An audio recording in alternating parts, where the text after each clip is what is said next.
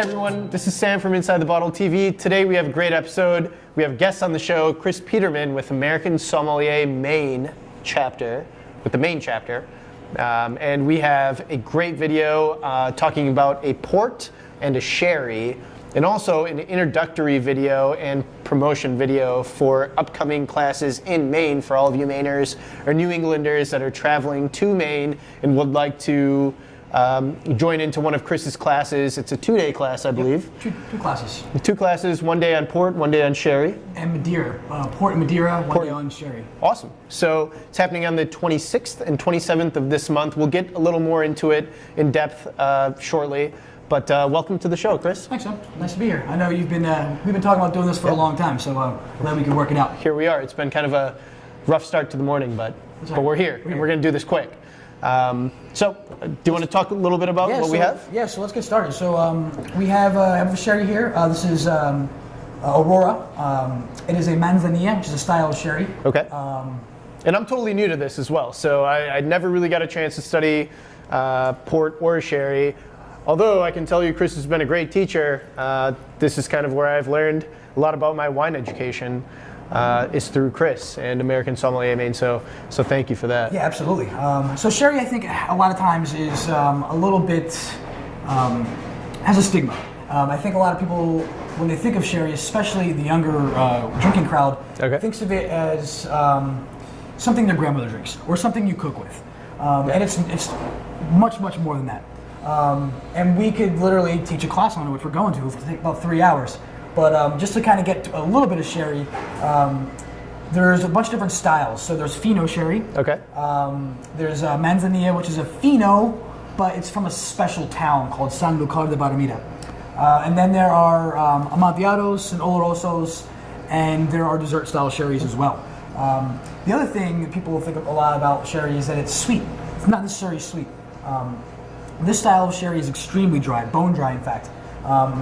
And what it is during the process, a layer of yeast forms on top of the wine and barrel, and it protects it from oxygen.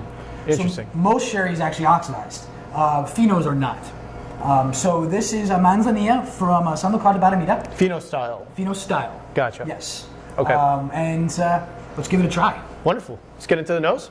Sure. Well, let's look at the color too. You get that Palomino grape here, right? So indigenous grape, a special soil in this part of the world. In southern Spain, it's called Albariza. It's like a white chalky soil. Gotcha. And San Lucar is super close to the ocean. Yeah. So you're going to get a lot of that salinity. Salinity and like saltiness. Yeah. In fact, way back, way back, they actually would put the barrels of wine on the beach. They don't do that necessarily now, but it is. Just literally a stone's throw from the ocean. Interesting. It's got a really straw yellow color. Nice straw, good intensity, nice reflection. Or like a goldish almost.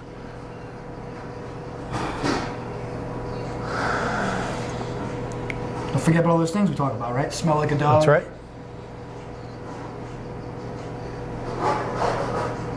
Almost apple-y on the nose. Yeah, baked apple, a little bit of quince.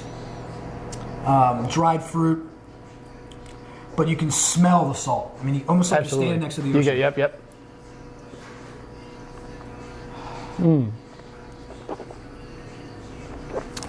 Tangy. Exactly what you'd expect. Lots of salinity, almost like seawater, with this kind of tangy fruit, baked apple, just super dry, really high acidity. This is the kind of thing you're looking for. It's very dry, for sure. Yeah, we're talking, salty cheeses, firm cheeses, cured meats, Spanish hams, pickled vegetables. I mean, this is kind of where it is, and it's aperitif. I mean, sherry is a great aperitif, and it gets overlooked all the time. If you're here in Maine, one of the great places to go now is up at Cheval. We're here at Piccolo, which is the original restaurant of the group for Damien and Ilma, but they have Cheval now up the street in the West End, and they do a vermouth hour. And I haven't been to either, and this is awesome that we're filming here today because I just checked out their menu. You guys got to come here and check it out. And Cheval's great too. Delicious. And they actually have this exact sherry on tap. The only ones in the state that are doing sherry on tap. No kidding. Super cool. Pat's behind the bar will tell you all about it. But this is an introduction to sherry, and I think when people come to the class, and I've done a sherry class once before here in Portland, it really opened up a lot of people's eyes. And we're going to taste a bunch of sherry. Some sherries are fortified, which means they add alcohol to them, and some are not. Some are oxidized, meaning they let oxygen get into the wine and actually, affect it, and then some are not. So this is an unoxidized style of sherry. So how many different sherries are people going to expect to taste out of the class that you'll be holding? Probably about 8. So the $35 price point per person is totally worth it. Away. But the idea is to get people to engage in something and step outside the box and experience something they probably would not normally experience. Absolutely. That's why we do this show. So it's a perfect match. Cheers. Cheers.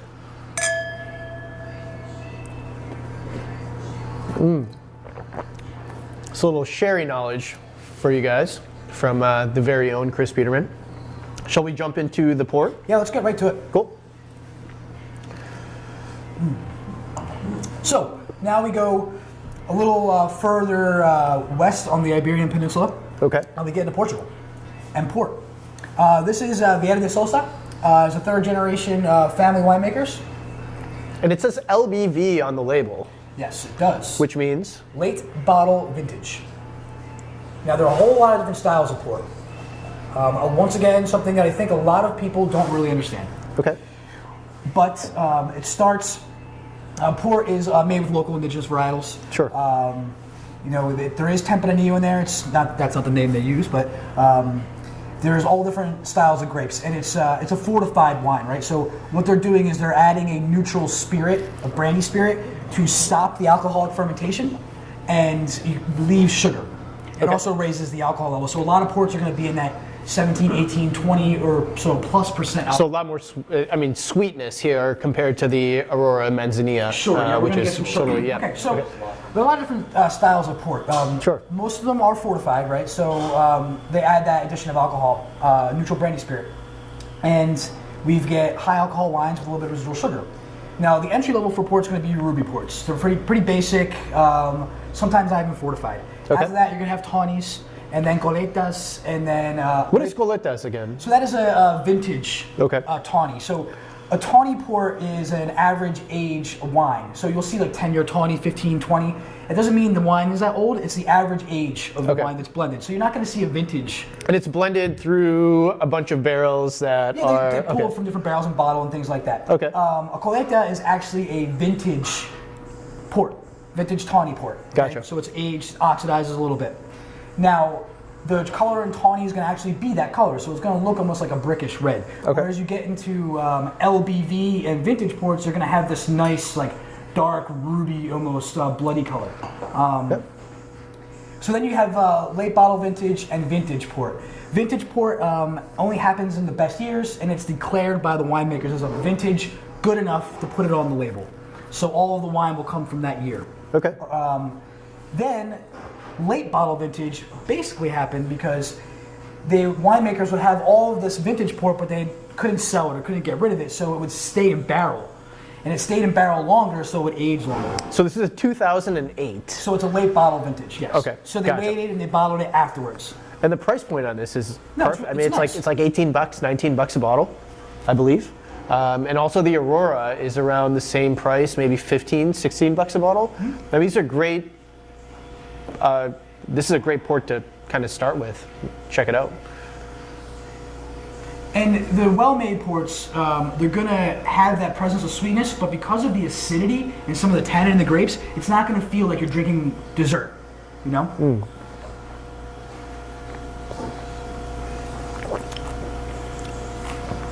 Wow. Yeah, that acid really There's a lot of balances out acid the there, sugar. yeah. This is 20% alcohol by volume. And the Aurora? Aurora's 15. 15. Yep. You can't even tell there's 20% alcohol in here. No, it's really well made. It's not hot very at well all. balanced. It's got hints of chocolate, stewed fruit. I have not been to Portugal. I was going to say like cocoa, almost like this cocoa nose to it. I haven't been to Portugal, but from what I'm told, the vineyards, the earth just like smells like this. It has this like raisinated, just amazing aroma throughout the entire vineyard. And I think a lot of that probably comes from the grapes and the terroir of the area. You can do so much with this wine. A lot of times the classic thing people will go to is let's do chocolate with port. But I mean, I don't even think you have to go that way here. You could just sip on this if you wanted to, or you could even do it with something savory. So we actually opened these bottles and tried them before Kyle got here, ready to film. And this port is something that, so I've never really gotten into ports, and this is something that I can just enjoy a glass of at the end of the night by itself. It's really easy drinking. I mean, the alcohol is there, but the balance, the acidity is perfect, and the sweetness is just totally balanced with, the rest. I mean, the wine itself, or the port itself. So it's actually pretty exciting to discover something new. Yeah. So we'll be tasting quite a few ports. Tuesday night is port night. Monday night sherry. So Gotcha. 27th Gotcha. is port and Madeira. We didn't really have time to pop a Madeira in today, but I think Madeira also just extremely underappreciated and really not well known. And most people think of it as, once again, a cooking wine. So we're gonna have a bunch of Madeiras, a bunch of ports on Tuesday night as well. Probably be about 2.5 hours, 3 hours. Where's the event held? Over at Cloudport on Cloudport. Yeah. Okay, cool. We got plenty of room. So you can register online at www.americansommeliermaine.com. You can feel free to email me through the website if you have questions. Chris sent me a flyer, so we'll post a flyer at the end of this video and also at the beginning. If you didn't catch it in the beginning, check it out at the end towards the credits. Please sign up. I mean, this is, like Chris said, this is something they're just giving away. $35 per head is probably the best it's going to get. Considering both of these wines that we're just trying, 2 bottles are worth about $35. So, Look, 2 craft beers and a snack's going to cost you $40. Oh, exactly. So Exactly. come hang out with us. Sam's going to be there. A bunch of my other students are going to be there. Hopefully, a bunch of people from Cloudport will be there. Yep. We're going to make it fun. I'd eat beforehand because we're not going to have food, and don't want to get yourself too inebriated. 20% alcohol wines here, so. So it's going to be two really fun nights, so we're looking forward to it. We'd like to keep doing these events. So the more support we get from people in the community, the more of these we can consistently do and keep the education rolling, but also have some fun. And I think we deserve that here in Portland. I think the better the education, the better the sales service, the better I can sell wine, the better everyone is overall, especially with food pairings. And as everyone knows, I'm a vegetarian, so it's tough to find that perfect pairing. And for the other vegetarians out there that are watching the show, I think, Sam, with what you've gone through with your own education and also with me, you've really kind of come to your own about it. And I think a lot of times because I push you, and it probably upsets you a lot of times. No, it doesn't. I put you on the spot, but I think it's really hard. It's hard to pair wines without protein. Yeah. So when you start getting into really thinking about it, you step outside the box, and those are the kind of discussions we have because everyone's palate's different. For final notes, any quick tips on Madeira? Since we don't have a bottle of Madeira. Madeira, they're all based on the names of the Madeiras are all based on the grapes, so that'll be on the bottle. Gotcha. We'll get more into that. Madeira is literally you can't do anything wrong to it. It's cooked. They basically cook it. So old school Madeira, and why there's not a whole lot of it. There's only 6 real bodegas on the island of Madeira.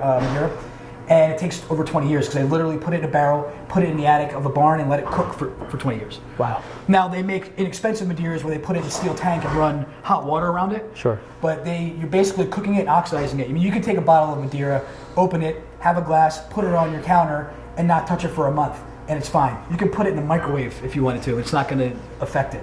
They're high in alcohol. They're usually a lot of caramel notes and nuts. Higher in alcohol than the port, or around the same? Around the same. Okay, gotcha. But they also have a super excellent acidity, so they round out nicely, and they make great food wines. Perfect. So stay tuned, everyone. Hopefully, we'll see you guys out. Remember, again, www.americansommeliermaine.com. Cloudport, Maine, which is an awesome venue. If anybody hasn't been to Cloud, or if you guys haven't been to Cloudport, you guys got to come check it out. I work out of there. Great place to go to. Great collaboration spot. Beautiful open concept. The other note is we're at Piccolo Restaurant, or Piccolo, sorry. Piccolo Restaurant. We just checked out the menu. Here is the menu itself. I don't know if Kyle can do a close-up on this or not, but something to check out for you guys. And also, the same owners own Cheval.